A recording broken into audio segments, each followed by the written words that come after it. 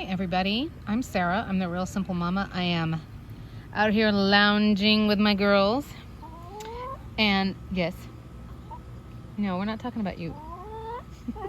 So today's video is going to be all about a chicken journal, what it is and why you might want one, and some different strategies for how to keep one. And I've been meaning to do this video for a long time, so I appreciate your patience.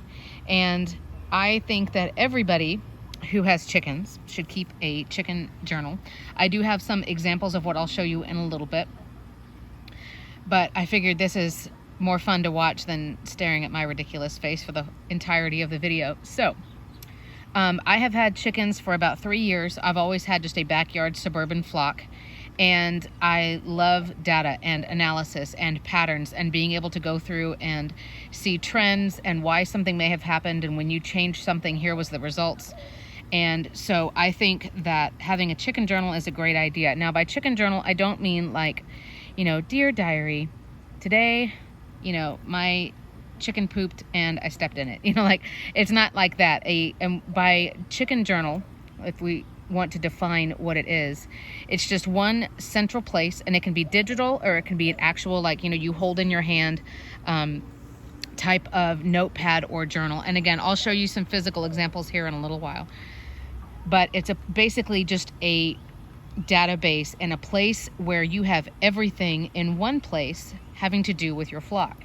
So why would you want a chicken journal? And I'll give you a couple of examples. To me, the main example is in case something goes wrong with your flock and you need to know why. Whether that means you're looking at, there was a food that didn't work well with your chickens, or a chicken became ill and you need to figure out, you kind of need to retrace your steps and figure out what you could have done differently. Sort of like a worst case scenario type situation. I fed this treat, or I planted this plant and it resulted in, the loss of one of my birds or something like that. In general, though, I think it's really great to have for, whether you have a small flock like me. I'm never probably going to have more than 10 birds because I live in the San Antonio area. And even though I don't have to deal with an HOA anymore, hallelujah, I am bound by city law that I can't have more than 8. So I'm going to have a small flock, which also implies that, I'm going to be really connected to them, right? Like I have names for all of them and I pet all of them, and, I'm close to my birds. But I think, people have a flock, and like me, their flock is a certain size, and then they learn more about chickens, and we all know what chicken math is, and then you end up getting more. And then I saw a meme the other day that said, I'm so thankful that my husband built this big gigantic coop for me, and now the game is, let's see how long it takes him to notice when I add new birds, which I think is hilarious.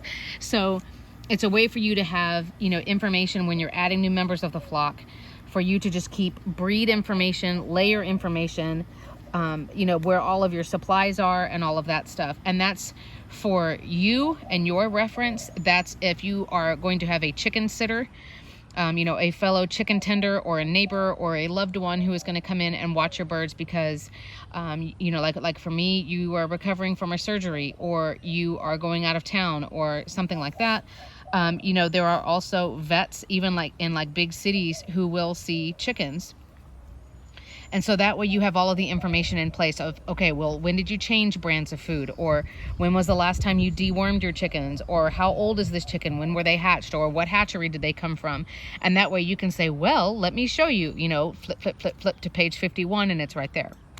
Instead of you trying to hold all of that information in your head, you've written it down somewhere else. And if you're like me and you only have limited space in your brain anyway, it's like as much of that as we can dump out elsewhere so that my notebook can keep it for me, instead of me trying to keep that all organized in my tiny little mind, then we'll be good to go.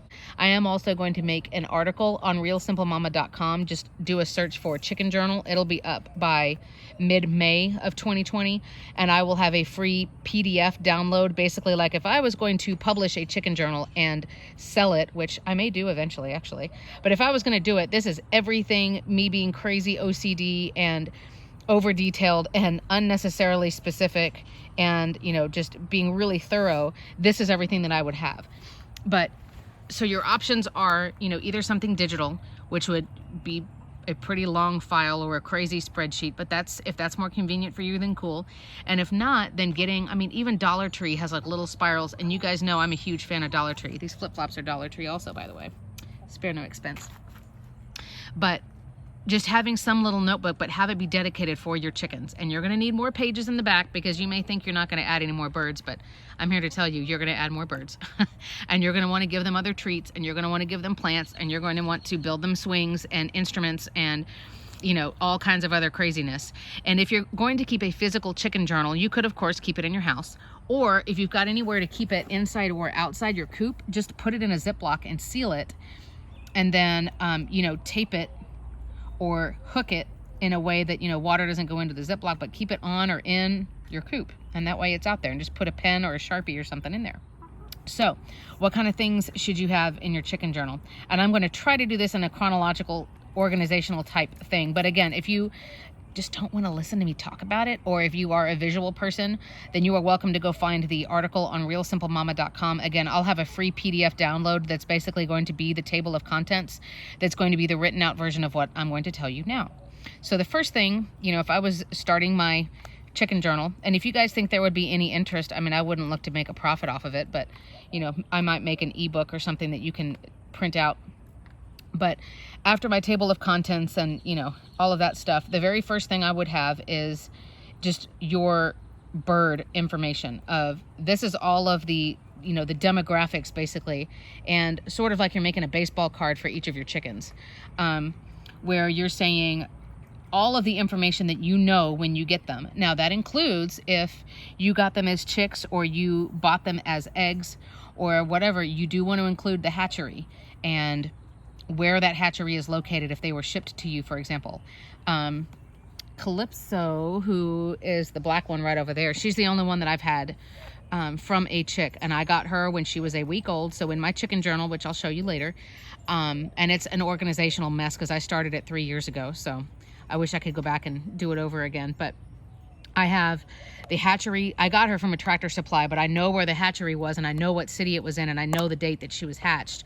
So you could put a picture in there. You can describe them by color or by, thanks Lacey. She's like, oh, mom's filming. Let me make sure I get a good shot of me pooping. But you want to put, you know, if there's anything unique about your birds, if you use bands, ankle bands for your birds, which kind of looks like a zip tie, and you can get them different colors and different patterns to help identify your birds.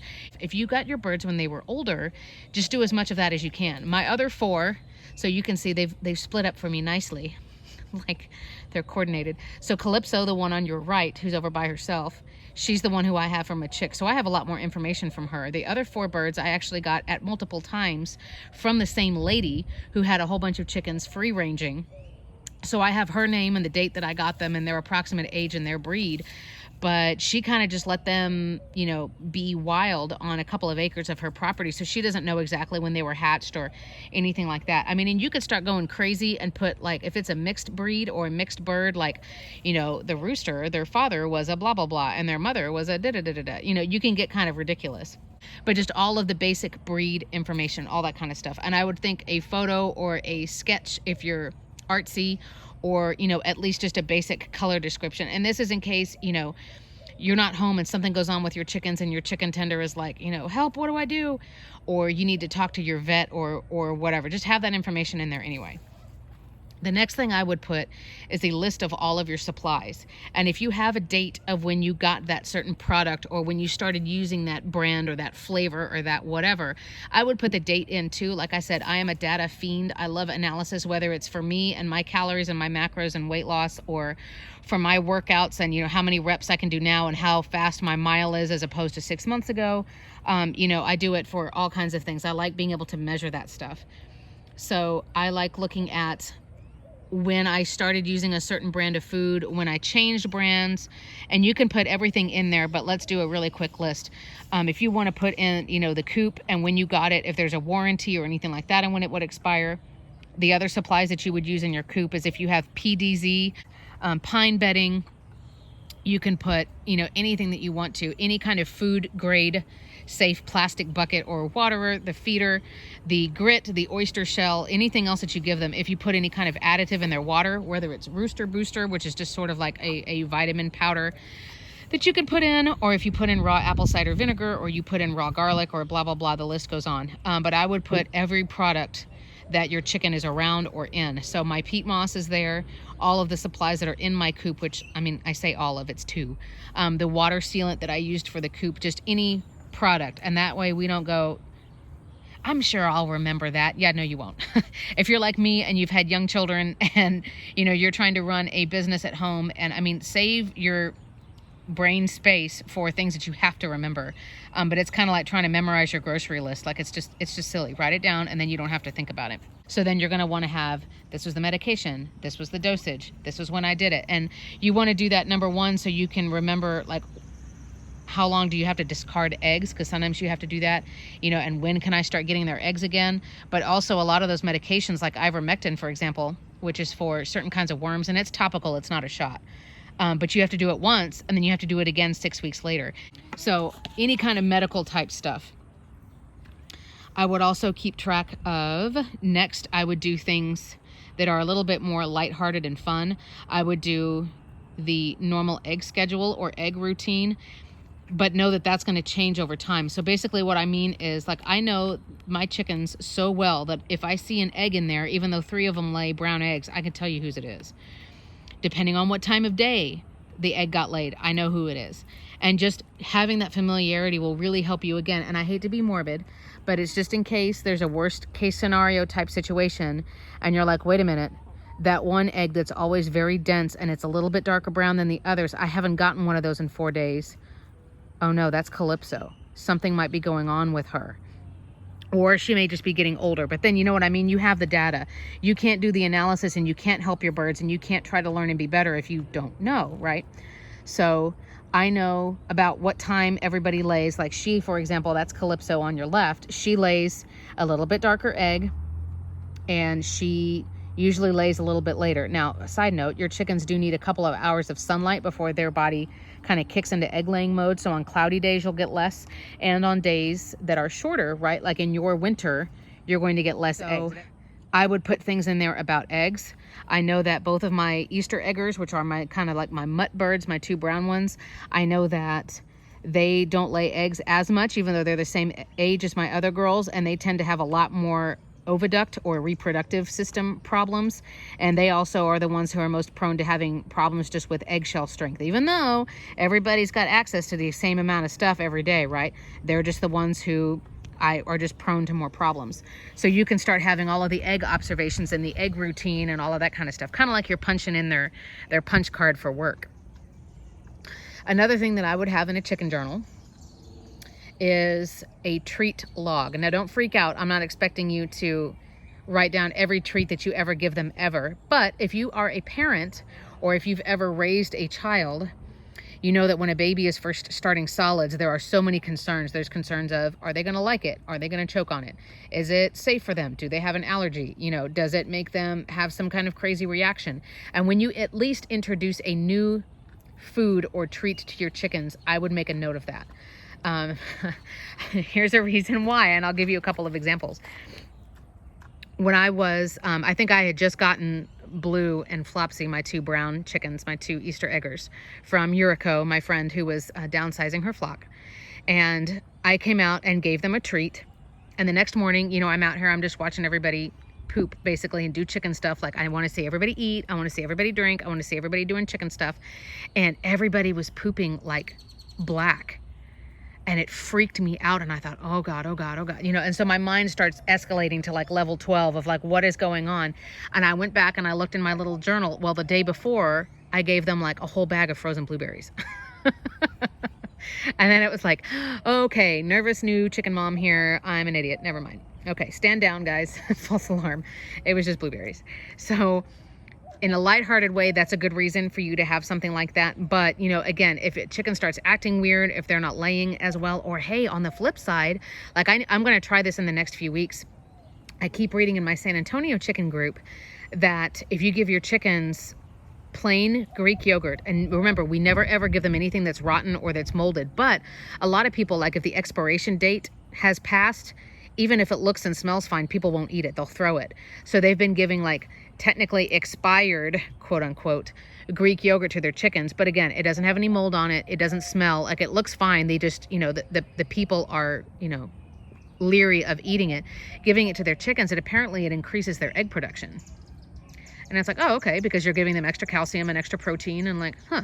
And there's, you know, probiotics and other stuff in it that's, you know, good, and you're not giving them anything that's got extra sugar or flavoring or junk in it. So if you wanted to do that, you know, make a note of when you give them the plain Greek yogurt. And the good thing about chickens is you don't have to wait that long. You should know within 24 hours, usually even within 12 hours, you'll know if whatever you gave them is starting to benefit them. On the flip side, like, I give my chickens garlic once every 2 weeks or so. If I start giving it to them too often and I start noticing their eggs taste a little garlicky, well, then I can go back and look at my records and be like, okay, I need to back down on the garlic a little bit. Or things like apple cider vinegar. If you put apple cider vinegar in your chicken's water, and I've done videos about it before, but my opinion has changed a little bit. I do like giving it to them a lot in the milder seasons. And you just put 1 tablespoon of the raw, unfiltered apple cider vinegar in their water. And it's just good for parasites and immune boosting and all of that stuff. But I don't want to give it to them constantly because it can weaken their eggshells. And then I don't want to give it to them in the summer because it's not as good for them in the summer when their body is trying to keep itself cool. So all different kinds of things like that. And again, if you don't have the data, you can't see if it's really been helping. You're just kind of guessing. Okay, so as promised, I have a couple of physical things that I can show you as far as doing a chicken journal. Now, as far as a digital version, I mean, I can type something out. And remember, there will be an article on realsimplemama.com by the end of May 2020 that will have a downloadable table of contents if you kind of want to make your own. And you know what? If you haven't already, drop down in the comments if you would consider buying like either an ebook or a book that I publish and ship to you. I mean, if it was an ebook, I would charge like maybe $5 for you to download it, and you can print it on whatever you want to. And then if it's already printed, then it would be easily less than $10. Just let me know, because if there's interest, then I will actually go through and make a chicken journal that is completely over analytical and OCD and and me, basically. So looking here, I have 2 different actual physical versions of a chicken journal that I've had. Again, I don't have a digital one on my phone because I didn't start one, and now like putting it back in and going backwards in the data, I just don't have time to sit and type everything up. So mine is in a physical copy that I keep in the house for now. And the first version is honestly just like a 5-subject notebook that I've kept for years, and it has everything with all of my weight loss goals and all of my plans for a garden and lists of plants that I wanted. And it's sort of like my Bible of the note taking of all of the stuff that I've had for the last few years, and home searches and everything. So the first thing I'm going to show you is that, and you get to see my crazy handwriting, and you get to see that I was just putting things in like in chronological order, and it was kind of, there's a page for this and a page for this, and then there's a page about this, and then like what? And it's a total mess. Then the other thing that I'm going to show you is a product that I have paid for on Amazon. I did not, you know, I'm not getting a cut of sales. I don't know the person personally, but somebody who just got the idea before I did to create a chicken journal and print it and publish it. And there are not a ton of options on Amazon, or I haven't seen really any like at physical stores like Tractor Supply, but on Amazon, there were quite a few, and they looked like they ranged in price from about $6 to $10. And this is an actual printed version that would be sent to you that's like a paperback. So those are the 2 things that we're going to look at. But let me know in the comments how you keep all of your chicken note taking, all of the different data, receipts, records, all of that kinds of stuff. Where do you keep it? Do you have a system? Are you going to start one? Do you think it's kind of a waste of time? So let me know, and I'm going to show you these 2 versions right now. All right. So as promised, this is the backyard chicken section of this 5-subject notebook, and you can see I like to get crazy with tabs, and that's talking about my macros and my workouts and all that stuff. And you can see that content on different posts if you're interested in the calorie deficit that I'm under and all of that stuff. This is actually, there's a pocket that's a divider, and those are all the x-ray images from when we got to deal with that at the vet. That was super fun. If you haven't seen those videos, you should check it out.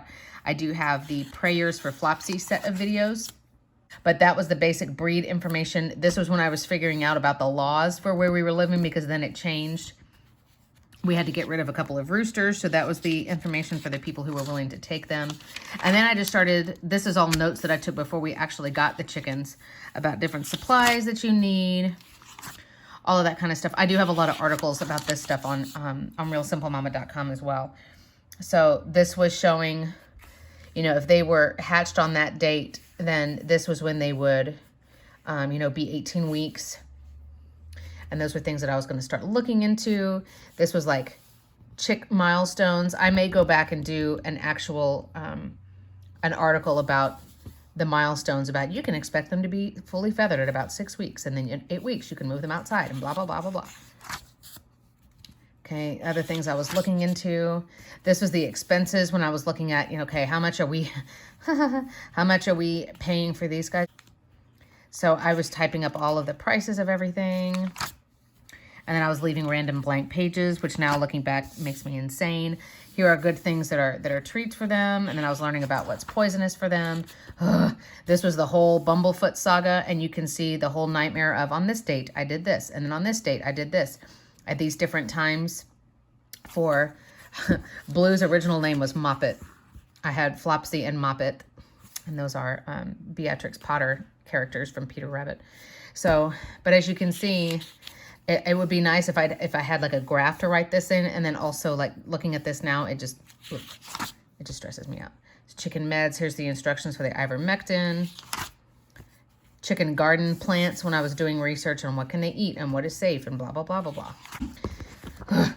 So this is an option for a chicken journal. Again, I don't get any affiliation for this. I don't get any money or any cut for this. For this product. I am going to put an affiliate link down in the description. But, you know, the original selling of this product, I'm not affiliated with her at all. Her name is Carrie Hubbard. And actually, her name's not on the front. This is her, and you can go to carriehubbard.com. Again, I got this on Amazon, but in retrospect, I should have just bought it directly from her. This was $6.99 or $7.99. And I'm going to just flip through a couple of things. This is for a year. But obviously it's nice and bound. The paper is really, really thick. It's not fancy at all, but it does allow for a decent flock. And so here's all of your counts for each day of the month and notes for eggs, for example. There are two things that I really don't like about this book, if I'm being honest, and what I would do differently. And I'm probably just going to make my own chicken journal now and just kind of take some of these ideas from her. The first is that there are no page numbers, which, you know, is really difficult for me. And then there's no table of contents or like any kind of tabs or anything. It's just a book. So I'm not going to go through the whole entire thing. But, you know, here are the different sections. But again, there's no page numbers. So, but you can see there's the personal flock photo information where you can add the photos and do the baseball card type thing. There's egg tracking, egg hatching. And if in case you are, you know, doing any of this fun business, which I would love to do, I just can't. You can keep up with expenses. There's all the diet stuff, illness and treatment. And then there's a spot for home remedy recipes. Like I have a deodorizing spray I use, things like that. Coop cleaning, extra notes, year-end totals and summary, chicken math, and other random facts sheet. I know there are also just like plain journals and plain notebooks you can buy that just have a picture of a chicken on the front if you want to do it differently. I think for me, it would probably be nice to have them in a binder, and that way you can print and, you know, open up the rings of the binder and add pages and close it. You could have it in sheet protectors. You could have color-coded dividers. I mean, you could go kind of ridiculous, you know, if you want to. So that's my suggestion for this chicken keeping record book. Like I said, there's a whole bunch of different options. You don't have to do any of them, but let me know in the comments what you think. I'm Sarah, the Real Simple Mama. Look for the article on realsimplemama.com by the end of the month. I'll give you some free PDF resources. And then if there's interest, hey, maybe by the end of the summer, I'll have my own version of this out too. So thanks for watching. Thanks for subscribing, and we'll be back with more content.